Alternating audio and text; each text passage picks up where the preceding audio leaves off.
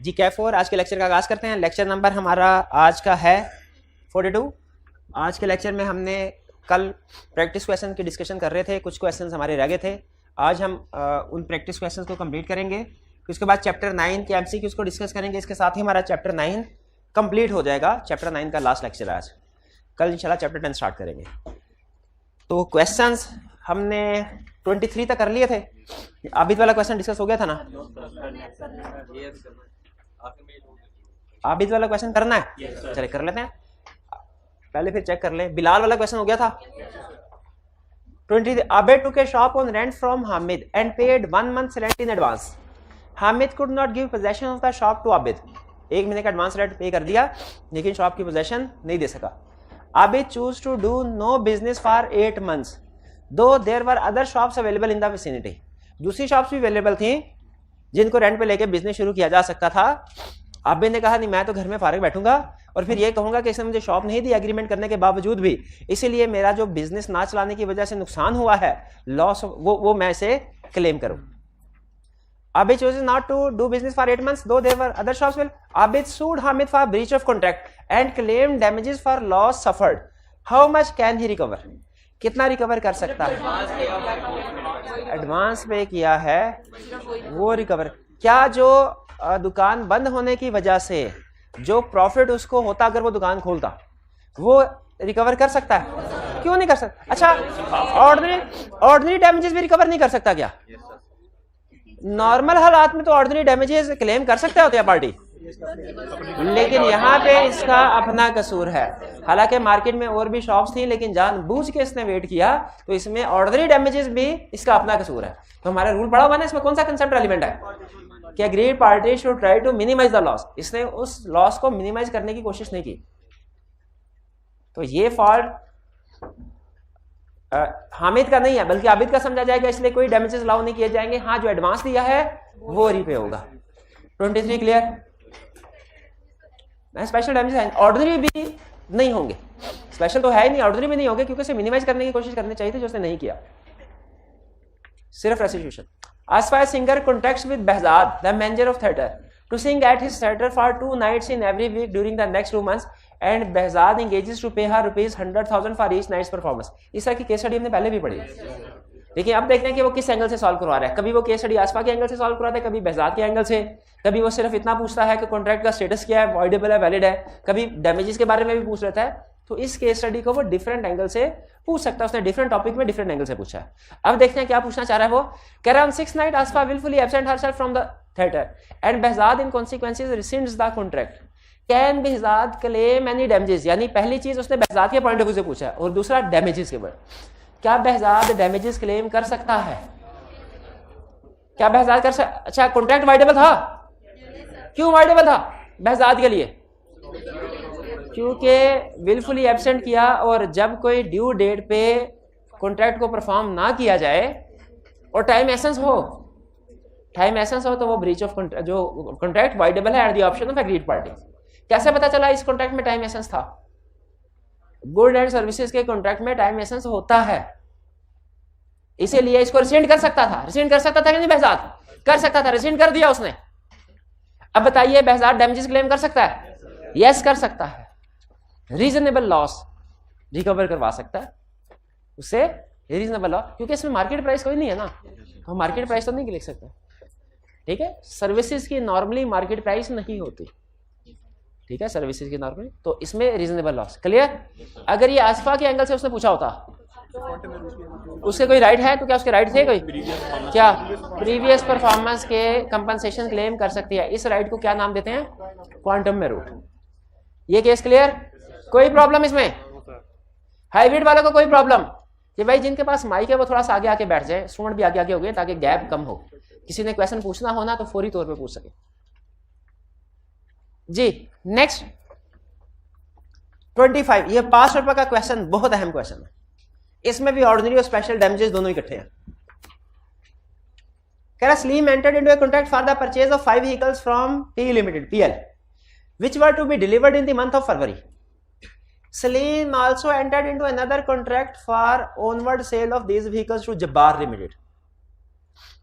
उसने आगे भी आगे, यानी सलीम ने पीएल से खरीद के जेएल को बेचने थे व्हीकल्स। सलीम ने 2 एग्रीमेंट किए। एक एग्रीमेंट किसके साथ किया? पीएल के साथ बाइंग का। एक एग्रीमेंट किसके साथ किया? जेएल के साथ सेल करने का। फिर क्या हुआ? Her PL refuse to deliver the vehicle as contracted, लेकिन पीएल ने रिफ्यूज कर दिया। उसने कहा मैं कोई व्हीकल डिलीवर नहीं करूंगा। Salim had to buy the vehicle from another supplier at an extra cost of ₹2 million for supplying these to JL. Salim को मार्केट से 2 मिलियन एक्स्ट्रा पे करके 2 मिलियन एक्स्ट्रा पे करके ये चीजें खरीदनी पड़ी। Salim also had to pay compensation of ₹0.6 million to JL due to delay in supply. Supply में डिले की वजह से उसे 0.6 मिलियन भी पे करना पड़ा। अगर तो कम्युनिकेट नहीं हुआ तो अब बताइए इसमें ऑर्डिनरी डैमेजेस कौन से है वाला? तो जो मार्केट प्राइस और कॉन्ट्रैक्ट प्राइस का फर्क है। और स्पेशल डैमेजेस कौन से है? 0.6 मिलियन, जो उसे किसी दूसरे ऑनवर्ड कॉन्ट्रैक्ट पे लॉस हुआ इस ब्रीच की वजह से। एक कॉन्ट्रैक्ट के ब्रीच की वजह से किसी दूसरे कॉन्ट्रैक्ट पे लॉस हो, स्पेशल डैमेजेस। अब बताइए 2 मिलियन पे होंगे कि नहीं होंगे? क्योंकि ऑर्डिनरी डैमेजेस है। ऑर्डिनरी डैमेजेस तो हर सूरत में पे होते हैं। स्पेशल डैमेजेस 0.6 मिलियन, क्या ये क्लेम होंगे क्या नहीं?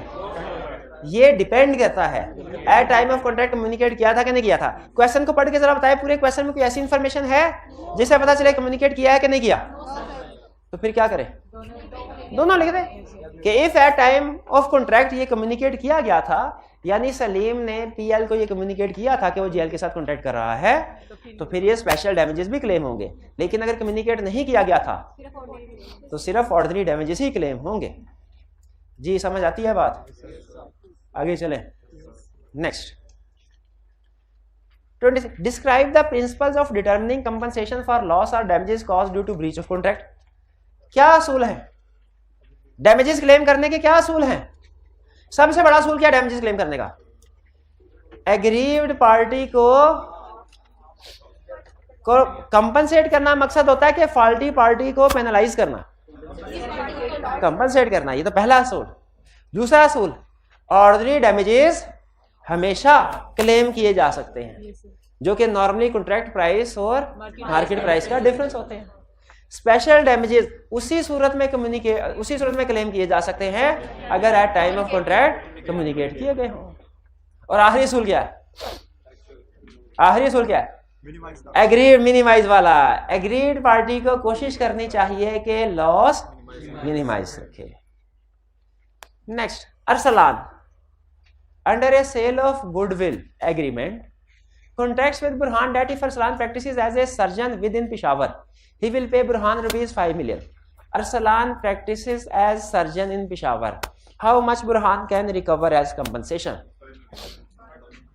5 million. अच्छा, जब कॉन्ट्रैक्ट के अंदर पेनल्टी कोई अमाउंट स्पेसिफाई कर दी जाए तो क्या रूल अप्लाई होता है कि अगर अमाउंट स्पेसिफाई कर दी जाए तो ये लोअर ऑफ रीजनेबल आज स्पेसिफाइड अमाउंट, इसको कहा जाता है पेनल्टी। पेनल्टी लॉ कहता है पेनल्टी अगर तो रीजनेबल हुई ना, यानी आपने एक अंदाजा लगा के एक रीजनेबल सी अमाउंट स्पेसिफाई कर दी और उतना ही लॉस हुआ तो हम उसको अलाउ कर देंगे। लेकिन अगर आपने हाई अमाउंट रख के स्पेसिफाई कर दी कि 1 लाख का लोन दिया है, डिफॉल्ट किया तो 5 लाख वापस करने पड़ेंगे, लॉ कहता है ये पेनल्टी रीजनेबल नहीं है। इस सूरत में क्या रूल लगेगा? Reasonable eight fix amount whichever is lower. Normally इसमें रीजनेबल ही होगी क्योंकि पेनल्टी असल में बढ़ा चढ़ा के फिगर कैलकुलेट की गई होती है। अगर रीजनेबल हो तो वो क्लेम भी हो जाए, ठीक है, रीजनेबल हो अमाउंट तो क्लेम हो जाए। लेकिन अगर बढ़ा चढ़ा के अमाउंट बताई गई हो वो क्लेम नहीं, बल्कि एक्चुअल लॉस और stated amount whichever is lower claim होगी। कुछ समझ आती है?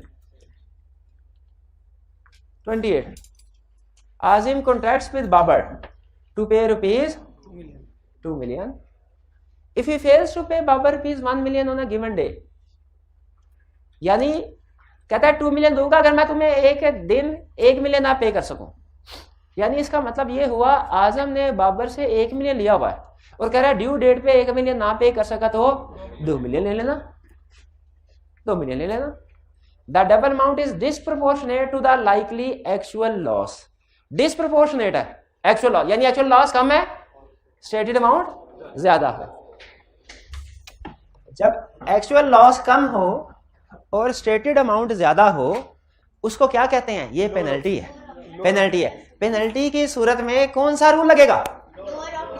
Lower of reasonable or stated amount whichever is low. तो अब मुझे बताइए, एग्री कर लिया कि 1 मिलियन, अगर 1 मिलियन देना है, ड्यू डेट पे 1 मिलियन नहीं दिया तो 2 मिलियन पे किया जाएगा, एग्री कर लिया, लिख लिया। आजम fails to pay Babar ₹1 million on that date, उस दिन 1 मिलियन पे नहीं किया, क्या होगा? How much compensation can be recovered in this case? इस केस में कितनी कंपनसेशन क्लेम की जा सकती है? 1 मिलियन, गलत। 2 मिलियन भी गलत। रीजनेबल लॉस, यानी 1 मिलियन तो करना ही करना है, उससे ऊपर भी कुछ ना कुछ डैमेजेस पे करने हैं, लेकिन वो 1 मिलियन नहीं है, वो रीजनेबल है। ऐसा थोड़ी होता है कि डिफॉल्ट किया तो डबल अमाउंट पे करनी पड़ेगी। क्लियर हुआ? ये केस समझ आया? ये डैमेजेस वाला केस था। Next, Azam undertakes to repay Babar a loan of ₹1 million, loan of ₹1 million by 5 equal monthly instalment with stipulation. Stipulation का मतलब क्या है? Condition that in default of payment of any instalment whole shall become due. How much compensation can be recovered in this case? अच्छा, ये चीज ध्यान में रखें, नॉर्मली बैंक्स के साथ एग्रीमेंट करें ना, तो उसमें ये लिखा होता है कि आपने 1 लाख का लोन लिया है, आपने इसको 5 इक्वल इंस्टॉलमेंट्स में पे करना है। अगर पे नहीं किया ना किसी एक इंस्टॉलमेंट को, तो सारे का सारा लोन इमीडिएटली पेबल होगा। इसमें इमीडिएटली पेबल होने में कोई कबाहत नहीं है। मसला किस चीज में है? एक्स्ट्रा पे करने में। कह रहा भाई लिया 1 लाख है, 1 मिलियन है, ठीक है, और पे कितना किया जाएगा?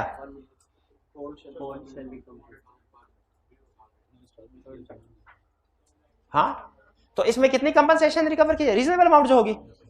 लेकिन इस तरह का एक क्वेश्चन था, उसमें यह लिखा हुआ था कि 1 मिलियन लोन लिया और 2 मिलियन रीपे किया जाएगा 5 इंस्टॉलमेंट्स में।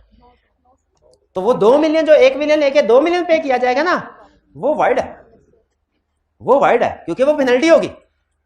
1 मिलियन लेके 1 मिलियन ही पे करना है और इमीडिएटली पेबल है, ये वैलिड है, इसमें कोई प्रॉब्लम नहीं है। इस सूरत में अगर डिफॉल्ट होता है तो सारी की सारी अमाउंट इमीडिएटली पेबल हो सकती है, हो सकती है। देखिए केस पूरा लिखा हुआ है ना, कोई हिस्सा रहा तो नहीं है? अच्छा, वो अगला क्वेश्चन है, चले 30। हाँ, ये अगला क्वेश्चन आ गया, शाबाश। आजम borrows ₹1 million from Babar and gives him a bond of ₹2 million. Bond means agreement, loan agreement. 2 million payable by 5 yearly installment of ₹400,000 with the stipulation that in default of payment of any installment, whole shall become due. How much compensation can be recovered in this case? अब इसमें भी condition same है जो immediately payable होगी, लेकिन amount double हो रही है। क्या 1 मिलियन लेके कहा जा सकता है किसी को, कोई अगर डिफॉल्ट करे तो उसे कहा जाए कि 2 मिलियन पे करो? ये तो पेनल्टी हो जाएगी। कोर्ट इसे अलाउ करेगा? कोर्ट बिल्कुल अलाउ नहीं करेगा। कोर्ट फिर क्या अलाउ करेगा? Reasonable amount. जो डिफॉल्ट के केस में क्या होती है, मनी के केस में क्या होती है रीजनेबल? इंटरेस्ट, कुछ 6% के करीब का इंटरेस्ट। लेकिन आपको बताया था ना, आपने परसेंटेज नहीं लिखनी कॉन्ट्रैक्ट एक्ट में। ये परसेंटेज कहां लिखी हुई है? पार्टनरशिप एक्ट में। हमारे सिलेबस में कॉन्ट्रैक्ट एक्ट है, पार्टनरशिप एक्ट है, दोनों है, दोनों। 31. Asif, who owes money to Bashir, a money lender, undertakes to repay him by delivering to him 10 tons of grain on a certain date. It stipulates that in the event of his not delivery by the stipulated date, he shall be liable to deliver 20 tons. How much compensation can be recovered in this case? Agreement हुआ 10 ton का, लेकिन कह रहा है अगर मैं 10 ton deliver ना कर पाया तो 20 टन डिलीवर करूंगा, सजा के तौर पे 10 टन और। बताइए पेनल्टी है कि नहीं है? तो इस सूरत में क्या कंपनसेशन मिलेगी? Reasonable amount. ये सारे एक ही तरह के केस स्टडीज हैं, ज्वाइंट पे 3-4 है कि रीजनेबल अमाउंट पे की जाएगी, पेनल्टी है। तो वो खुद कहे कि मैं आपको जगह अगर मैं 10 दिन ना पे करता तो मैं आपको 20 मिलियन पे करूंगा, तो नहीं, चाहे वो बंदा खुद भी क्यों ना कर दे। इनका क्वेश्चन ये है कि सर एक बंदे ने 1 मिलियन लोन लिया और वो खुद अपनी मर्जी से कह रहा है कि अगर मैंने पे नहीं किया तो मैं 2 मिलियन पे कर दूंगा, क्या स्टिल यही कंसेप्ट अप्लाई होगा? फिर उस सूरत में भी पेनल्टी है और ये पे नहीं होगी। हर एग्रीमेंट में बंदा खुद ही एग्री कर रहा होता है, हर एग्रीमेंट में बंदा खुद ही एग्री कर रहा, तो इसी से फर्क नहीं पड़ रहा कि लेंडर ने कहा तो फिर ये कंडीशन तय पाई, कि बारो ने अपनी मर्जी से कहा फिर ये कंडीशन तय पाई। लॉ कहता है कंडीशन कुछ भी हो वो इन्फोर्सेबल नहीं होगी अगर वो पेनल्टी है। क्लियर हुई है बात? Next question, Azam gives Babar a bond for repayment of ₹1 million with interest at 12%। Reasonable लग रहा है कि नहीं 12%? एट द एंड ऑफ 6, ये तो कॉन्ट्रैक्ट में आ गया।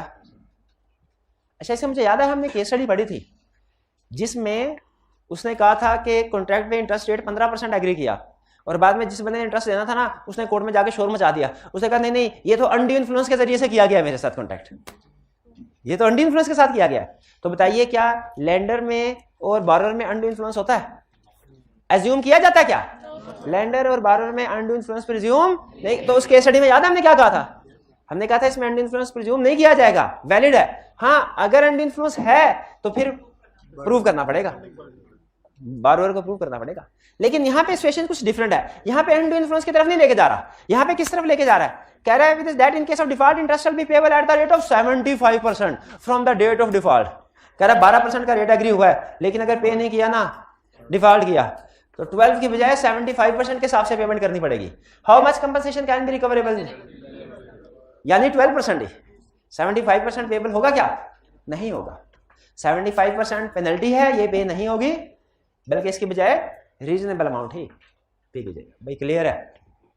समझ आई है? आज आप ठंडे पड़े हुए हैं सारे, 2 दिन हो गए हैं इसको। क्या करूं मैं, करवाना तो है।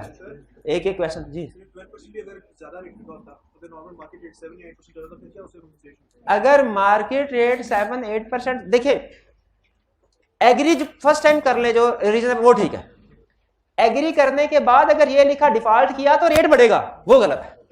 रेट कुछ भी हो, पहले भी रेट कुछ भी हो, बाद में भी कुछ भी हो, उससे फर्क नहीं पड़ता। लेकिन अगर एग्री किया हुआ 10% और कहा डिफॉल्ट होगा तो 15% पे किया जाएगा, ये पेनल्टी है।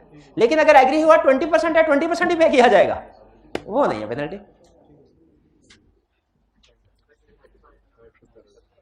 क्लियर? स्पेकुलेशन, स्पेकुलेशन क्या है? ये आपने शायद कल भी पूछा था। स्पेकुलेशन का लफ्ज यूज हुआ है कहीं? स्पेकुलेशन का कंसेप्ट कहां यूज हुआ है हमारा? स्टिपुलेशन है। स्टिपुलेशन का मतलब होता है कोई कंडीशन ऐड करना, स्टेटमेंट, रिक्वायरमेंट होना। स्पेकुलेशन तो नहीं, आप एक दफा चेक कर लें, वो स्टिपुलेशन ही है। ठीक है।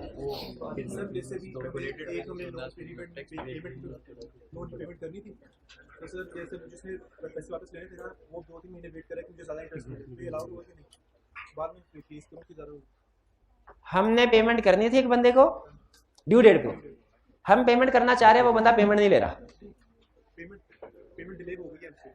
अच्छा एक मिनट, हरे पेमेंट नहीं लेना चाह रहा वो। हम जब उसके घर में पहुंचते हैं उसको पेमेंट देने के लिए, वो कहता है घर बच्चों से जाओ कह दो घर में नहीं है।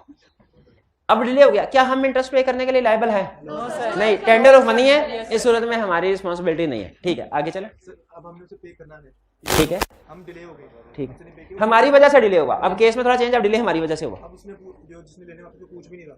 अच्छा, हमारी वजह से डिले हुआ, लेकिन जिसने पैसे वापस लेने वो भी नहीं पूछ रहा। मेरा क्वेश्चन यहाँ पे सिर्फ एक है, क्या हम उसे पैसे पे करने की कोशिश कर रहे हैं? नहीं, तो फिर इसका मतलब कसूर किसका हुआ? हमारा हुआ। इस सूरत में हमें इंटरेस्ट पे करना पड़ेगा, इंटरेस्ट पे करना पड़ेगा। नहीं वो तो जाहिर है, वो हर रोज थोड़ी आपको आके कहेगा कि पैसे दो। ये तो आपकी जिम्मेदारी है ना कि आपने जाके उसको ड्यू डेट पे पैसे देने हैं। ठीक है, डिफॉल्ट आपकी तरफ से हुआ जब आपने ड्यू डेट पे उसको पेमेंट नहीं किया। नॉमिनल डैमेजेस क्या होते हैं? ये पहले हमारे सिलेबस में होते थे, अब नहीं होते। कहाँ पे डैमेज एमसीक्यूज में हुआ कहीं? नॉमिनल डैमेज होता है बराए नाम। बराए नाम आपने कभी किसी केस में ये सुना अदालत ने सही तफ्तीश ना करने पर एसएचओ को सजा दी कि अदालती कार्रवाई खत्म होने तक वो खड़ा रहेगा? ये कभी बहस का सजा होती है, और वैसे भी वो बेचारा खड़ा ही रहता है। सजा ना भी मिले ना, फिर भी उसने खड़ा, उसके लिए कोई कुर्सी वगैरह इंतजाम नहीं होते। ये होती है अलामती सजा, इसे नॉमिनल डैमेजेस कहते हैं। बात कहते ऐसा होता है किसी को डैमेजेस पे तो किए जाते हैं, लेकिन 10 रुपए 50 रुपए, इन्हें कहा जाता है नॉमिनल डैमेजेस। इन्हें क्या कहा जाता है? Nominal damages. ठीक है, अगर फर्ज कीजिए एक गाड़ी चल रही है, 1 वे की खिलाफ वर्जी कर रही है, और आप क्या कर रहे हैं, हालांकि उस बिजी रोड के ऊपर ओवरहेड ब्रिज है, आप ओवरहेड ब्रिज पे जाने की बजाय सड़क के जरिए से उसको क्रॉस करने की कोशिश कर रहे हैं। अब वो भी 1 वे की खिलाफ वर्जी कर रहा है, दोनों की टक्कर हो गई, आपने उसके खिलाफ केस फाइल कर दिया। आपने कहा सर इसने मुझे जख्मी किया है, तो मेरे जितने खर्चात हुए अस्पताल के इसे मुझे लेके दिए जाए। अदालत ने कहा भाईजान आपका उसका कसूर तो है, आपका भी तो उसमें कसूर है, दोनों पार्टीज का एक बराबर कसूर है, तो हम अगर उसको पेनल्टी इंपोज करेंगे तो आपको भी करेंगे। आपका भी तो फर्ज था कि आप ओवरहेड ब्रिज से जाते। ठीक है, तो इस तरह की सिचुएशन में जब नुकसान हुआ एग्रीड पार्टी का, लेकिन उसमें उसका अपना भी फॉल्ट था, या उसमें दूसरी पार्टी का फॉल्ट नहीं था, अनजाने में उससे नुकसान आपका हो गया। उस सूरत में कोर्ट सिर्फ बराए नाम डैमेजेस अलाउ करता है, इसे नॉमिनल डैमेजेस कहते हैं। इसमें हैवी पेनल्टी पे क्यों भला? क्योंकि या तो उसमें आपका भी कसूर है या उसमें उसका भी कसूर नहीं था। ठीक है, कुछ इस तरह की सिचुएशन नॉमिनल डैमेजेस से कहते हैं। पहले हमारे सिलेबस में होता था, अब नहीं है। और भी डैमेजेस होते थे, एग्जाम्पलरी डैमेजेस, वो हम हमारे सिलेबस में। जी स्टार्ट करें MCQs. The main objective of awarding damages is to compensate monetary loss of agree party, या to punish the party responsible for breach of contract, या to honour the petition of agreed party, या to put agreed party in a better position. नहीं, अच्छा petition क्या होती है? Court में जब कोई एप्लीकेशन फाइल की जाती है, एप्लीकेशन को लीगल लैंग्वेज में पिटीशन कहा जाता है। तो डैमेजेस का असूल क्या है? To compensate monetary loss of agreed party, ये पनिश करना नहीं है। करेक्ट ऑप्शन क्या हुई? A. Second, in a breach of contract of sale, contract of sale breach हुई है। General rule for measuring damages is difference between contract price and market price, difference between purchase price selling price, difference between selling price market price, difference between cost price selling price और market price। सारे question हमने इसी rule के मुताबिक किए, याद है ना? Third, damages which naturally arose in the usual course of things, ordinary damages, A option correct। For such damages which the parties knew when they made the contract, at time of contract जो parties को पता था कि ये damages हो सकते हैं breach की वजह से, to be likely result from breach are called special damage। ये हमें at time of contract के लफ्ज़ से पता चला, क्योंकि ये तो at time of contract जो बताए जाते हैं वो special damages का ही बताना जरूरी होता है। वरना शायद अगर ये अल्फाज ना होते तो हम ऑर्डिनरी के बारे में भी थोड़ा सोच सकते कि ये भी तो अंदाजा होता है कि अगर कॉन्ट्रैक्ट पूरा नहीं करेंगे तो नुकसान हो सकता है, लेकिन एट टाइम ऑफ कॉन्ट्रैक्ट से कंफर्म हो गया स्पेशल डैमेजेस है। 5, in case of fixed damages provided in contract, damages for actual loss will be awarded, damages for actual loss to the maximum of amount fixed will be awarded। ये यानी actual loss अगर fixed amount से ज्यादा हो जाता है फिर actual loss पे नहीं होगा, बल्कि कौन सी अमाउंट पे होगी? जो कॉन्ट्रैक्ट में फिक्स की गई थी, यानी बी ऑप्शन।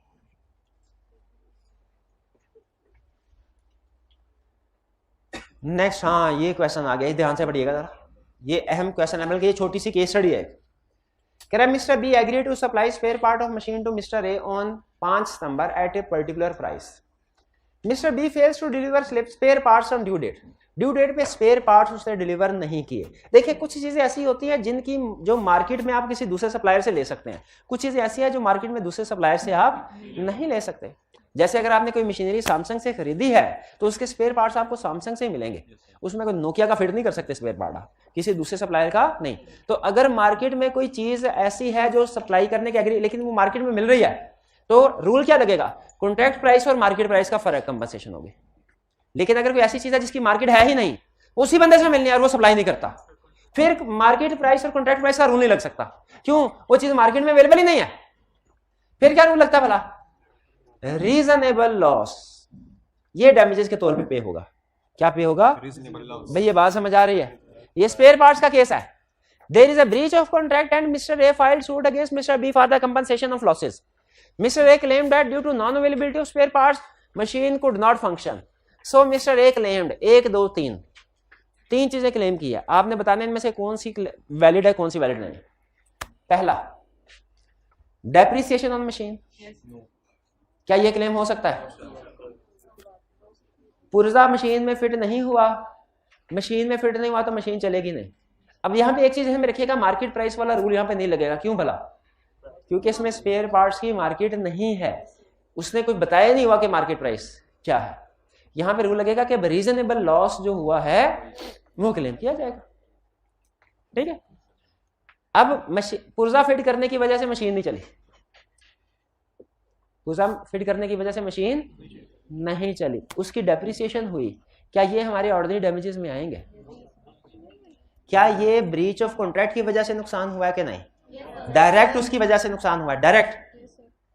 ठीक है, यानी ये पुर्जे का ताल्लुक देखें, पुर्जा मशीन में फिट करें तो फिर मशीन चलेगी, पुर्जा नहीं आया मशीन पे, जिस तरह का भी नुकसान हुआ वो डायरेक्ट लॉस में आएगा, ऑर्डिनरी डैमेजेस में आएगा।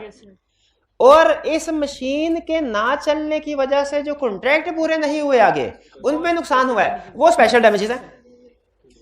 Ordinary damages in any case allow होंगे। मशीन के बंद होने की वजह से मशीन पे जो जो खर्चा आता गया वो ऑर्डिनरी डैमेजेस है, लेकिन मशीन के बंद होने की वजह से जो दूसरे कॉन्ट्रैक्ट पूरे नहीं हुए वो स्पेशल डैमेजेस हैं। दोनों में फर्क समझ आ रहा है? तो यहां पे पुर्जा सप्लाई नहीं किया था, इसकी वजह से मशीन बंद रही, जो डेप्रिसिएशन है क्या वो ऑर्डिनरी डैमेजेस में इंक्लूड किया जाएगा?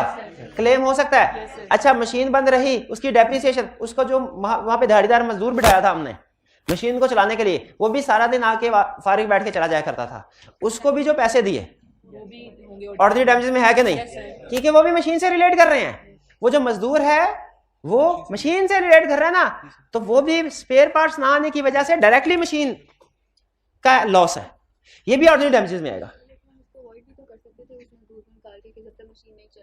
हाँ, अगर उस मजदूर को आप निकाल सकते थे और नहीं निकाला फिर ये क्लेम में शामिल नहीं होगा, फिर कोर्ट इसको अलाउ नहीं करेगी। लेकिन इस बारे में क्वेश्चन साइलेंट है, तो प्रोबेबली ये फिक्स सैलरी वाला मजदूर है। लिखा हुआ डेली, हाँ सैलरी है, बिल्कुल बिल्कुल बिल्कुल सैलरी है ना। हाँ, fix expense such as salary fix है, तो ये फिक्स है, इसको अवॉइड नहीं कर सकते। इसको अगर मजदूर को छुट्टी भी दे देते उसके बावजूद भी उसको सैलरी देनी थी। तो ये भी डेप्रिसिएशन के साथ साथ फिक्स एक्सपेंस यानी जो सैलरी वगैरह है जो अवॉइड नहीं कर सकते आप, ये भी क्लेम में शामिल होगा।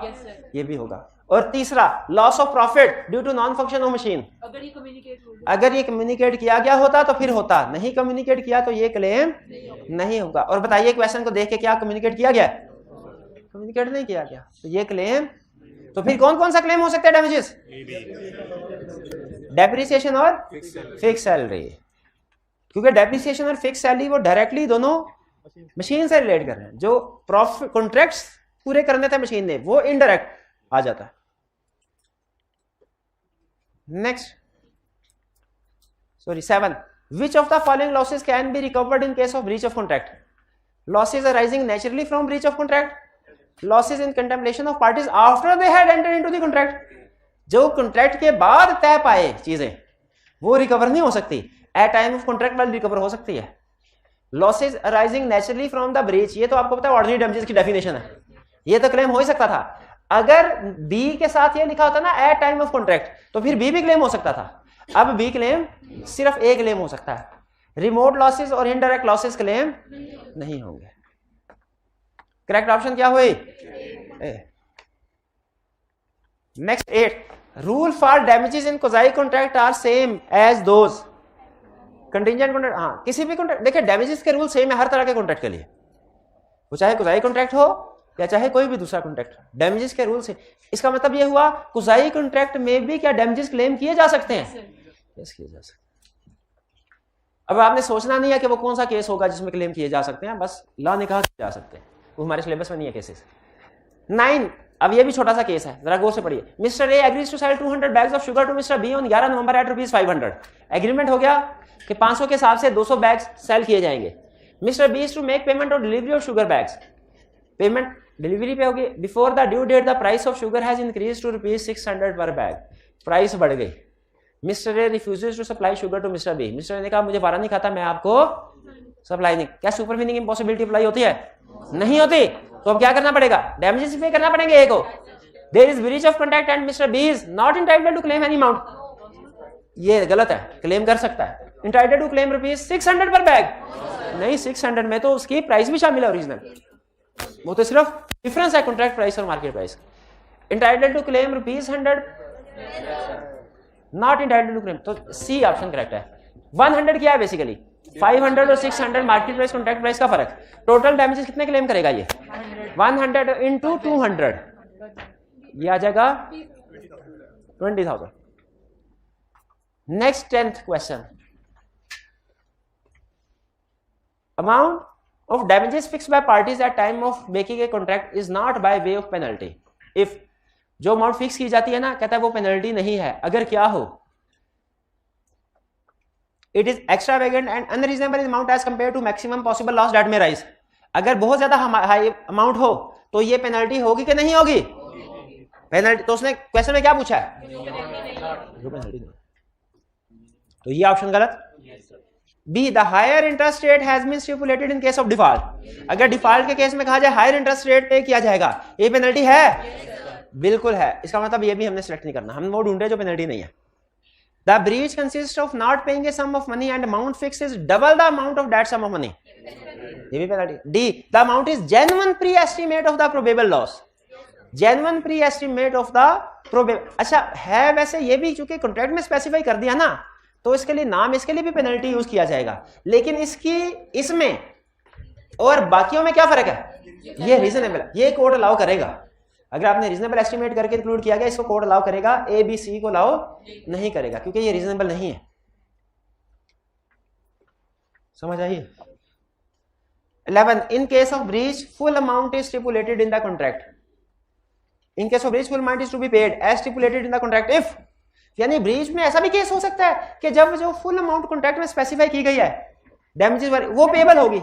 कब ऐसा हो सकता है? The amount relates to bond given by Pakistani citizen to another, नहीं, अमाउंट रिलेट्स टू रिकॉग्निजेंस, ये पता नहीं क्या है। The amount is by way of penalty, नहीं, जो पेनल्टी हो तो फिर फुल अमाउंट पे होगी जो लिखी हुई, ऐसे होगा क्या? अगर पेनल्टी हो, मेंशन लिखी गई हो, पेनल्टी का मतलब क्या है, वो बड़ी से बड़ी अमाउंट लिख दी आपने, तो क्या जो अमाउंट लिखी है वो फुल पेएबल होगी? नहीं, amount is not bye way of penalty, ये करेक्ट ऑप्शन है। आई कैप की बुक में शायद बी लिखी हुई है, ये हमने भी बी लिख दी, लेकिन असल में एक ऑप्शन इसको ठीक कर लिए, कौन सी है? D option. कि अगर जो अमाउंट आप कॉन्ट्रैक्ट में स्पेसिफाई करते हैं कि एट टाइम ऑफ पे की जाएगी, अगर ये अमाउंट पेनल्टी है तो पे नहीं होगी। अगर पेनल्टी नहीं है, पेनल्टी ना होने का मतलब क्या है कि एक फेयर एस्टिमेट किया गया नुकसान का, फिर जो अमाउंट लिखी है वो पे हो सकती है। 12 mister A entered into an agreement for constructing house. अच्छा, ये अगेन ऑर्डिनरी स्पेशल दोनों का केस आ गया है, एक एमसीक्यू लेकिन छोटी सी केस स्टडी है।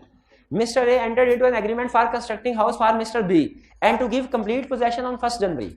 उसने क्या कंप्लीट पोजेशन 1 जनवरी को दूंगा।